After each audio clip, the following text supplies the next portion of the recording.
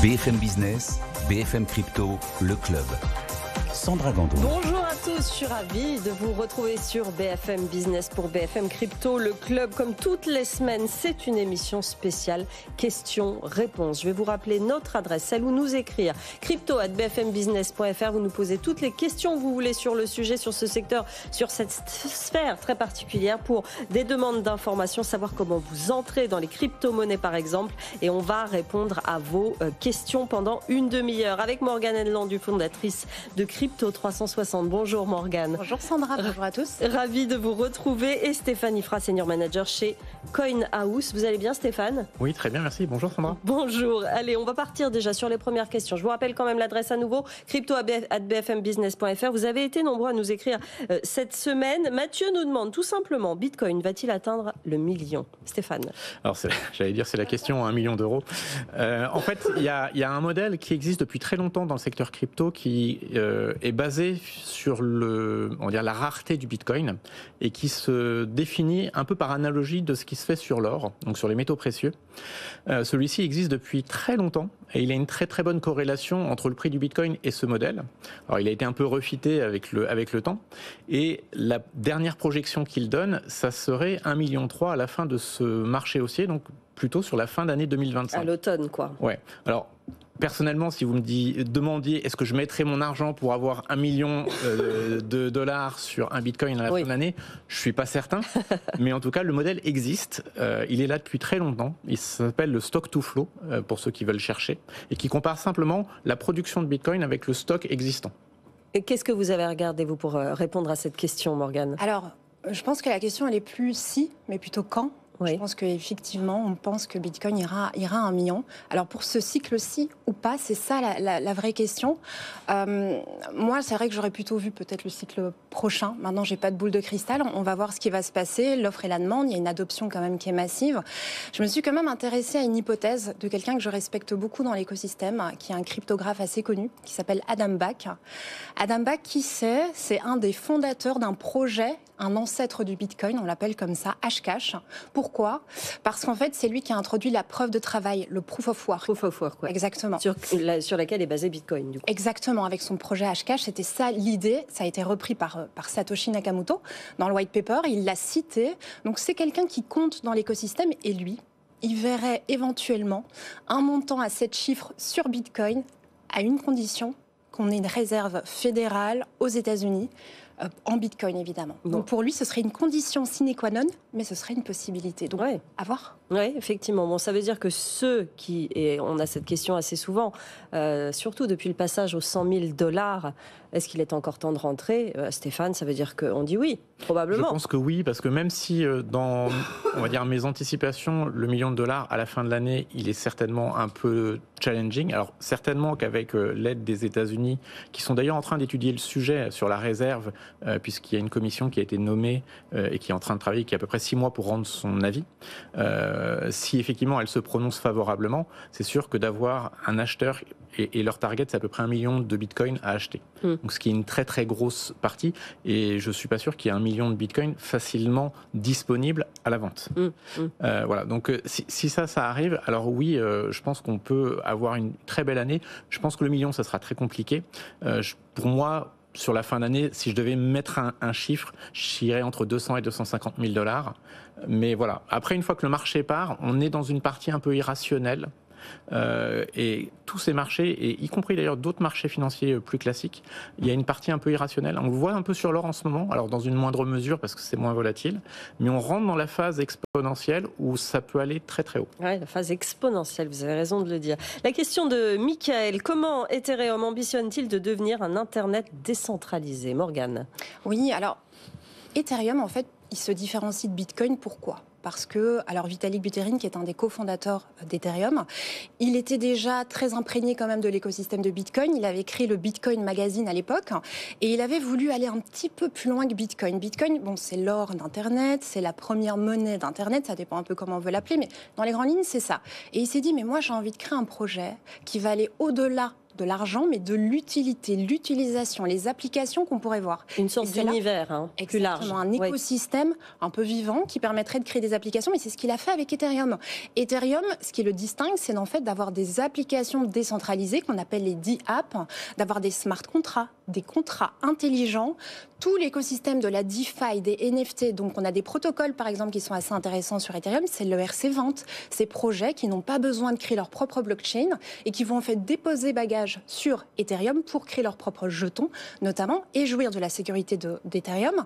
On a aussi le ERC721, le ERC1155, c'est la famille des NFT. Et les NFT, on sait qu'ils peuvent faire énormément de choses. Donc oui, Ethereum pourrait être vu comme l'Internet décentralisé parce qu'on a des smart contracts, on a tout cet écosystème qui est mis à disposition finalement d'applications qui pourraient venir remplacer ce qu'on connaît aujourd'hui dans le monde Web 2, c'est-à-dire les réseaux sociaux.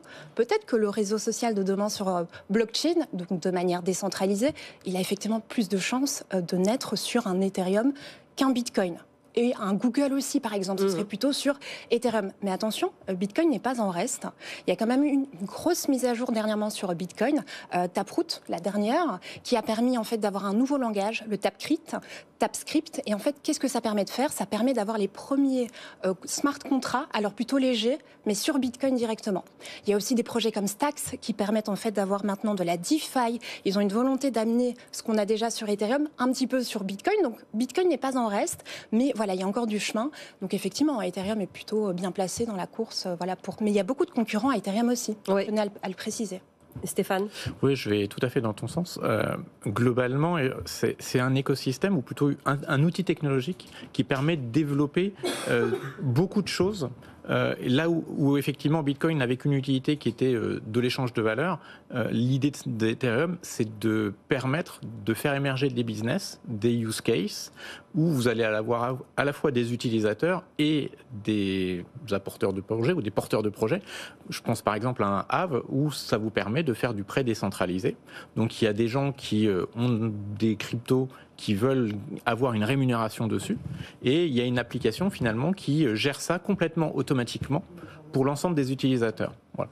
Donc Internet au démarrage, c'était surtout quelque chose, on va dire, de très technologique. Oui. Et puis, à un moment donné, il y a des gens qui se sont dit, je ne sais pas comment ça marche Internet, par contre, je sais ce que ça peut me permettre de faire, et ça va me permettre de monter des business. On peut penser à des Amazon ou plein d'autres sociétés qui ont émergé dans les années 2000. Ils ont utilisé un outil qui était disponible pour en faire, finalement, des outils de tous les jours et des outils de business. On va répondre à la question de Victor. Un jeune de 21 ans devrait-il emprunter pour investir en crypto et entreprendre ? Bonne question. Qui veut commencer ? Moi, je veux bien me lancer. Stéphane. Je suis obligé de dire non. Ouais. Le principe de départ, c'est d'investir l'argent dont on n'a pas besoin. Oui, exactement. C'est ça. Alors après, dans son cas particulier, il est jeune et donc il a un peu plus de temps devant nous que d'autres personnes, que d'autres investisseurs. Pour autant, je ne pense pas que ce soit un bon conseil d'investir de l'argent qu'on n'a pas, qu'on emprunterait en espérant gagner, donc rembourser son prêt et avoir un petit pécule pour démarrer son entreprise. Pourquoi ? Parce que on ne sait jamais quand on se met à investir si on ne va pas passer par un état de marché où on va avoir un moins 80, moins 90%, ce qui est arrivé plus d'une fois dans le marché crypto. Et dans ce cas-là, je pense que même lui, d'un point de vue psychologique, quand vous avez investi, vous vous dites oui, mais dans 5 ans, ça vaudra beaucoup plus. Là, juste, ça vaut quand même 10% de mon investissement initial et que je n'avais pas cette somme-là, je pense que c'est juste la meilleure recette pour faire des bêtises. L'erreur à ne pas faire. Vous êtes d'accord, Morgane ? Je rejoins 100% Stéphane. Pourquoi prendre plus de risques déjà avec un crédit, avec un emprunt ? Déjà, investir en crypto, il faut quand même être honnête, c'est déjà une prise de risque. Donc, je n'irai pas chercher un double risque. Et puis surtout, il a l'avantage d'être jeune, Victor, 21 ans. 21 ans. Le temps, il va jouer en fait à sa faveur. Et il a vraiment le temps de commencer avec des petites sommes. Et c'est ça qu'on aime dans cet écosystème. C'est ouvert à tout le monde et on peut commencer avec très peu. Donc voilà, c'est ce que je recommanderais à ce jeune homme. Vous continuez à nous écrire crypto@bfmbusiness.fr. On continue à répondre à vos questions dans cette émission. Laurent nous demande, faut-il acheter le même coin Trump ? Quel avenir en bull run ? Morgane ? Alors moi, si on me demande si j'en possède, la réponse est non. J'aime pas trop faire de conseils financiers. Je pense qu'en fait, un meme coin, qu'est-ce que c'est ? À la base, c'est quand même une blague, il n'y a pas vraiment d'utilité ce type de crypto. Donald Trump a été quand même assez clair, je crois qu'il possède 80% en plus de la totalité de ses jetons. Donc voilà, il n'y a pas de oui ou non, ça dépend un peu de notre tolérance au risque. On n'a pas tous le même profil d'investisseur, donc apprenez à vous connaître et si vous êtes prêt à prendre ce risque-là, faites-le. Mais personnellement, c'est vrai que moi, je ne vois pas trop l'intérêt aujourd'hui. Stéphane, je suis d'accord, bien évidemment. Celui qui s'enrichit avec le même coin de Trump, c'est Trump. C'est Trump lui-même, exactement. Alors après, les 80% qu'il possède, s'il les mettait sur le marché, tout de suite, ça vaudrait zéro. Donc c'est une sorte de richesse virtuelle qu'il a. Le mieux qu'il puisse espérer faire, c'est trouver une utilité à son jeton, ce qui n'est pas du tout évident, puisqu'à la base, il n'a pas été créé pour avoir une utilité. C'était purement spéculatif. Et d'ailleurs, ce qui est assez amusant, je crois, si je ne dis pas de bêtises, c'est que l'entreprise qui a émis ce jeton est en train d'acheter assez massivement de l'Ether. Parce qu'ils ont quand même vendu 20% sur le marché, qui a été un gros succès. Pour trouver un rôle donc au même Trump ? Non, c'est, je pense, juste pour placer leur trésorerie. Ils se sont retrouvés avec 300 millions, parce que je crois qu'ils ont vendu pour l'équivalent de 300 millions de dollars de ce jeton. Donc ils se sont retrouvés avec une grosse trésorerie. Ils se sont dit qu'est-ce qu'on va en faire. À court terme, en tout cas, ils sont en train d'investir sur l'Ether. Laurent nous demande quelle crypto choisir entre Theta et T-Fuel.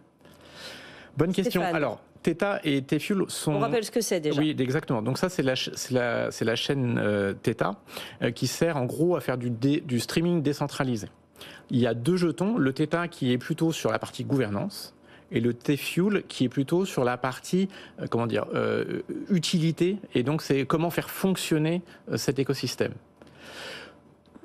Je ne saurais pas dire s'il vaut mieux aller sur l'un ou sur l'autre. En général, un jeton de gouvernance vous donne juste le droit, on va dire, d'influer un peu sur la politique du projet, mais sans forcément d'économics. Donc lui donner une valeur, c'est très difficile. Là où le T-Fuel, quelque part, il est beaucoup plus lié à l'utilisation. Donc si le projet est utilisé de plus en plus, vous pouvez vous dire que le jeton qui permet de le faire fonctionner aura une utilité et donc aura un prix. Voilà. Mais de là à dire il vaut mieux choisir l'un que l'autre, je n'irais pas me mouiller. Morgane ? Oui, pareil. Je soutiens ce que Stéphane vient de dire. C'est compliqué. Et puis, surtout, de nouveau, on ne connaît pas la personne qui nous pose la question. Enfin, quelle est son exposition au total sur l'écosystème ? Est-ce qu'il y a plusieurs actifs ? On n'est qu'en crypto. Quelle est la tolérance au risque ? Quel est aussi le but de son investissement ? Et c'est pour soutenir un projet, c'est spéculatif, c'est pour conserver la valeur de son capital. Donc moi, j'ai beaucoup de mal à répondre à ce genre de questions. Il faut se poser ces questions, effectivement, avant tout. Michael nous demande pourquoi l'intérêt des banques et des États pour la crypto est-il perçu positivement, alors que cela va à l'encontre de la décentralisation.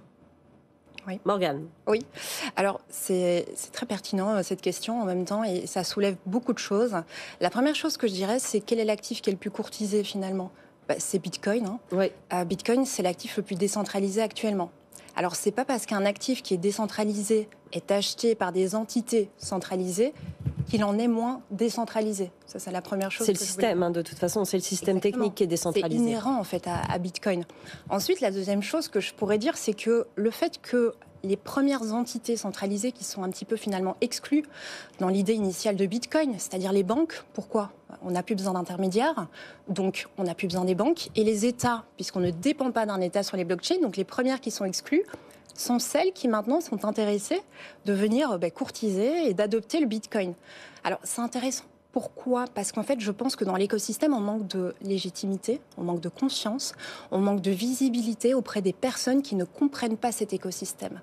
Alors si ça doit passer par le fait que des banques et des États s'intéressent aujourd'hui au Bitcoin, bon, peut-être à d'autres actifs, mais on va partir sur Bitcoin, mais pourquoi pas ? Parce que ça amène quand même une forme de légitimité. Et puis si nous, on peut passer des meilleurs repas à Noël avec les personnes qui n'y connaissent rien et qui nous prennent pour des utopistes ou qui ne comprennent pas notre intérêt pour le secteur, je dis pourquoi pas. Et puis je terminerai sur l'aspect investissement. Quand on investit dans un actif, c'est parce qu'on pense qu'il ne va pas aller à zéro. Donc effectivement, si on a des banques et des États qui adoptent l'écosystème ou qui achètent du Bitcoin, ça fait une pression sur le prix, l'offre et la demande. C'est intéressant effectivement pour nous. On est bien d'accord avec ça. Après, on ne peut pas dire que toutes les banques valident et que tous les États valident. Il y a quand même une forte résistance des institutions traditionnelles aujourd'hui encore, Stéphane. Oui, alors quand on regarde quand même les États-Unis qui ont ouvert le débat d'investir une partie de leurs réserves en Bitcoin, on peut se dire que le débat, il est presque clos. Ah, vous êtes très optimiste, ouais. Non, je dirais presque clos parce qu'il y a quelques mois, jamais on ne se serait permis de penser ce genre de choses. Alors, est-ce que c'est, on va dire, une attitude électorale que peut avoir M. Trump, ou au contraire une véritable conviction parce qu'il est entouré de gens qui lui ont peut-être montré l'intérêt d'aller dans cette direction? Ça, on n'en sait rien. On le verra certainement plus tard. Mais c'est quand même quelque chose de majeur d'avoir les États-Unis, donc en gros la première puissance mondiale, qui se dit, est-ce que j'investirais pas une partie de mes réserves dans cet actif? Oui, quoi qu'il arrive. C'est marrant, hein, c'est vraiment l'aspect réserve stratégique qui a l'air de faire basculer, nous faire basculer d'une époque à une autre, en fait. En fait, on peut quand même voir le Bitcoin comme un moyen facile de faire des échanges internationaux sans effectivement passer par le système financier traditionnel. Est-ce qu'il y aura 90% des échanges qui seront faits sous cette forme-là? Certainement que non, puisque le système actuel fonctionne bien. Oui. Par contre, est-ce qu'il y aura une petite partie des échanges qui seront faits avec ce nouvel instrument? Certainement que oui, parce qu'il a beaucoup d'utilité et il n'est pas cher du tout et il est transparent pour tout le monde. Et il y aura un use case sur une petite partie des échanges, mais ça suffira largement par rapport à d'où on vient et toutes les questions qu'on a pu se poser par le passé. Oui, tout à fait. Delphine nous demande, quel est l'intérêt du Bitcoin par rapport aux autres placements? Morgane. Oui. Moi, quand je compare Bitcoin avec les autres classes d'actifs, les plus grosses, c'est lesquelles? C'est l'immobilier et c'est la bourse, par exemple. L'immobilier, ça existe depuis la Mésopotamie. Les premières sociétés, il y avait un intérêt à avoir un registre foncier pour acheter des biens immobiliers, les revendre, etc. Donc, la confiance, elle est déjà là. Ça remonte à tellement loin, l'immobilier. Par contre, l'immobilier, il faut quand même avoir un bel apport, en général, pour commencer. Il faut faire un crédit hypothécaire, peut-être avoir une belle situation au niveau d'un travail. Et ce sont, en fait, des barrières, quand même, pour avoir accès à la propriété, je trouve, immobilière. Oui. Et puis la liquidité. Enfin, les actifs immobiliers, on ne peut pas les revendre comme ça. Il faut aller chez le notaire, il y a un acte authentique, un compromis, etc., etc. Là, les cryptos viennent, et je vais en parler un petit peu après, dénotent complètement. Sur la bourse, c'est depuis 1600, la société néerlandaise des Indes. C'était la première fois que des particuliers pouvaient investir en bourse. De nouveau, ça fait des centaines d'années qu'on peut investir en bourse. Donc la bourse, elle jouit d'une confiance de la population, des investisseurs, depuis plusieurs années, mais on doit acheter quand même une action entière. Tout le monde ne sait pas où acheter sa première action. Nous, effectivement, l'avantage, si on parle de Bitcoin, il y a les altcoins, attention, il ne faut pas confondre effectivement les deux, c'est qu'on peut commencer avec un petit montant, c'est assez facile. Pourquoi est-ce qu'il y a autant de jeunes qui investissent en crypto? C'est parce qu'en quelques clics, en réalité, quand on sait sur quel site il faut aller, c'est assez simple. On ne nous demande pas beaucoup de choses. N'importe qui peut participer. Et c'est là où je trouve que c'est intéressant. De plus, d'un point de vue purement investissement, le Bitcoin sur 16 ans, c'est un des actifs qui a un retour sur investissement qu'on n'a jamais vu auparavant.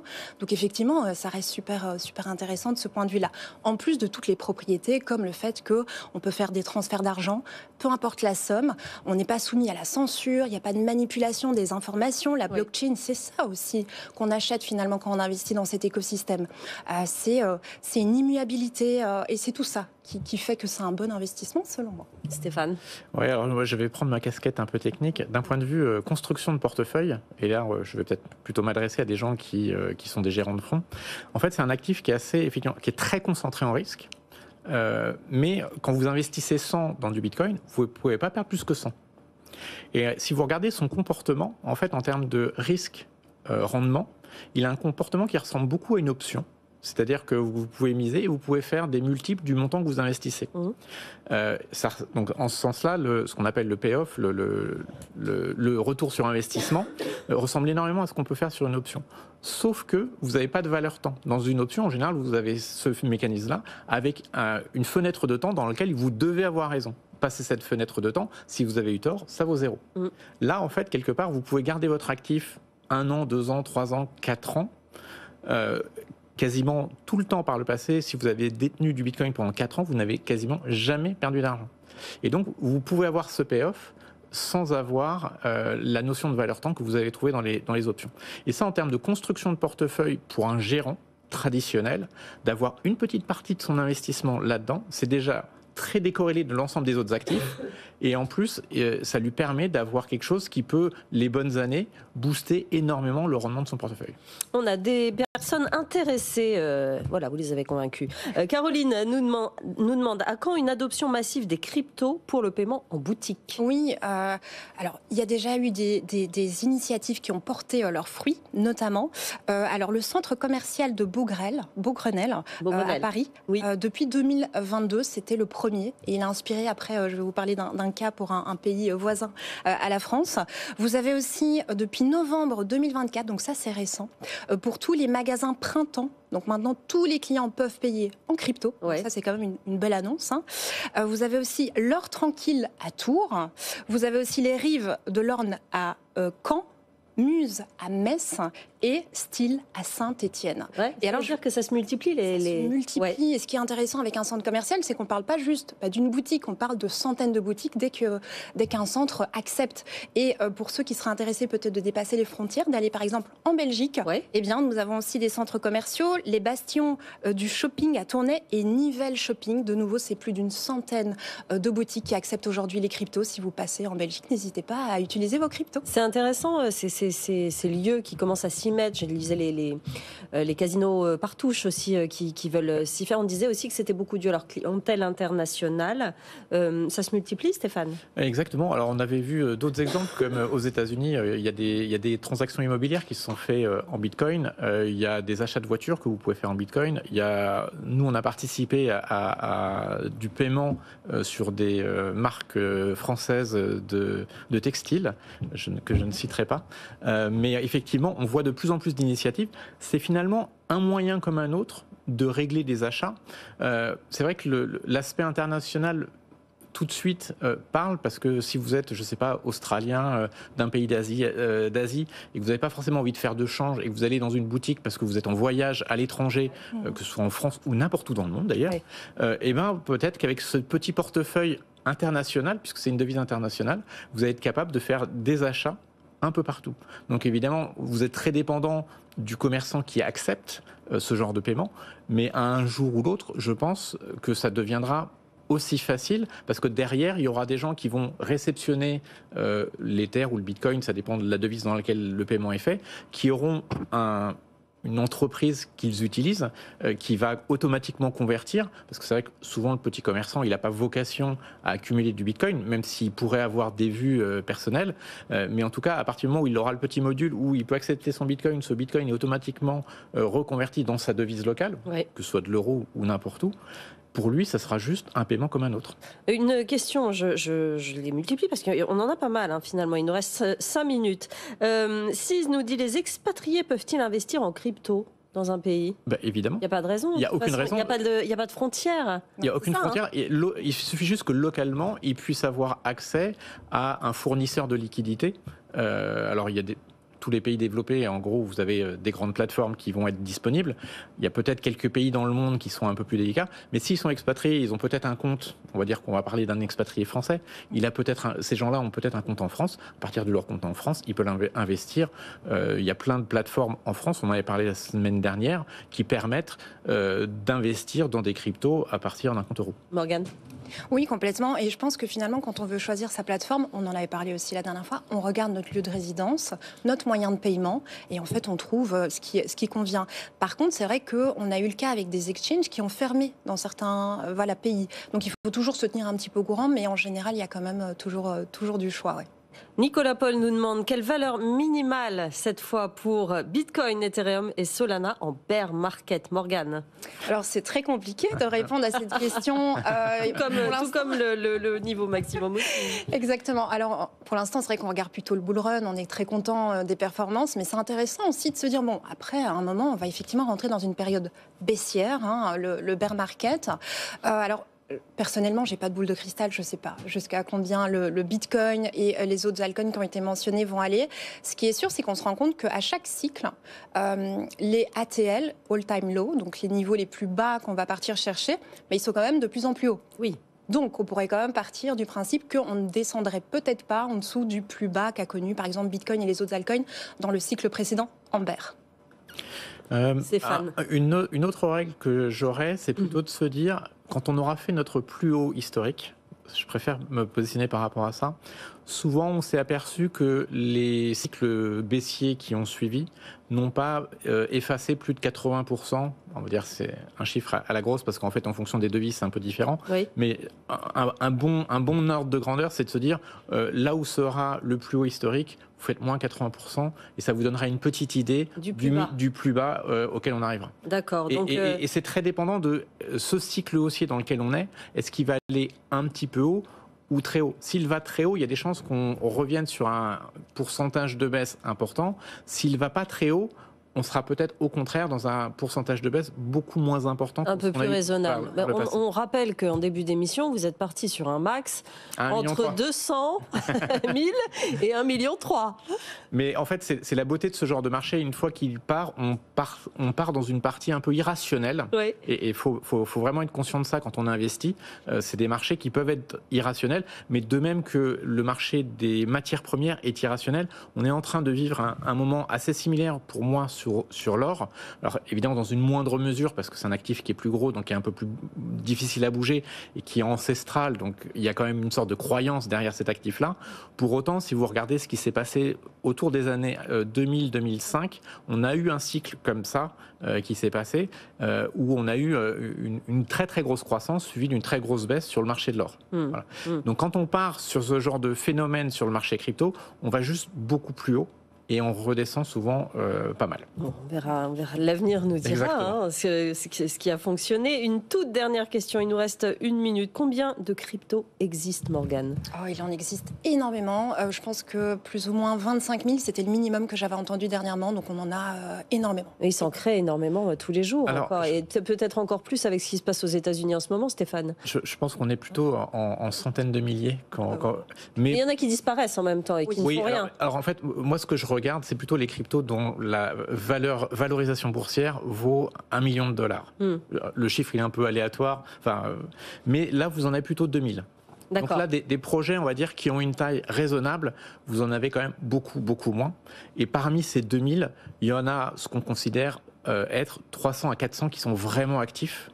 Et d'autres qui sont un peu là depuis un certain temps, qui valent toujours un certain montant parce que des gens sont là depuis très longtemps, ils sont attachés à leurs cryptos et donc ils ne veulent pas les faire baisser. Mais voilà, des projets actifs, il n'y en a pas tant que ça. C'est plutôt quelques centaines. Et des projets qui ont une valorisation, on va dire, raisonnable, suffisante pour exister, il n'y en a que 2000. Merci beaucoup pour vos réponses. Merci beaucoup d'avoir posé vos questions également à cette adresse crypto@bfmbusiness.fr. On vous répond tous les jeudis dans cette émission avec Morgane Henneland, fondatrice de Crypto 360 et Stéphane Ifra, senior manager chez Coinhouse. Merci beaucoup d'avoir été avec nous. L'émission à retrouver en podcast et en replay. Je vous laisse entre les mains de Guillaume Sommerer. C'est BFM Bourse. Et passez une très bonne journée sur BFM Business. BFM Business, BFM Crypto, le club.